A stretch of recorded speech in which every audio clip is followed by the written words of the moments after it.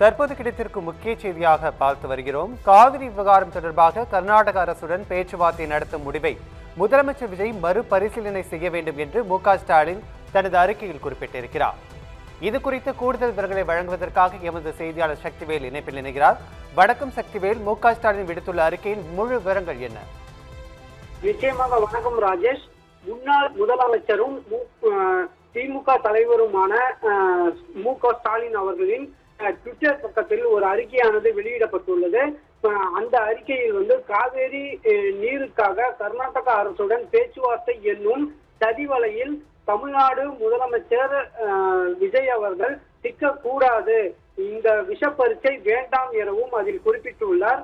அது மட்டுமின்றி நாம் பல்லாண்டு காலமாக சட்டப்பூர்வமாக போராடி பெற்ற உரிமைகளை சிதைப்பதாகவே இந்த பேச்சுவார்த்தையின் மூலம் முயற்சிகள் அமையும் என்றும் குறிப்பிட்டுள்ளார்.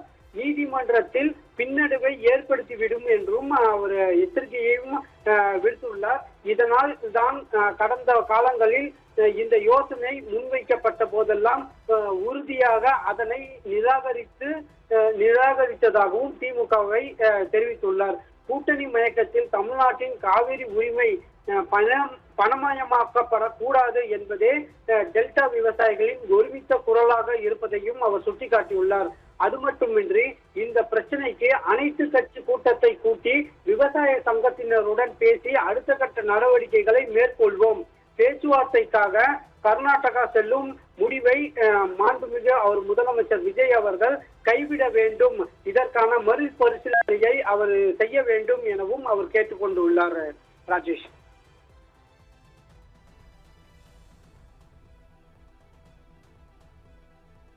விரிவான விவரங்களை வழங்கியமைக்கு நன்றி சக்திவேல்.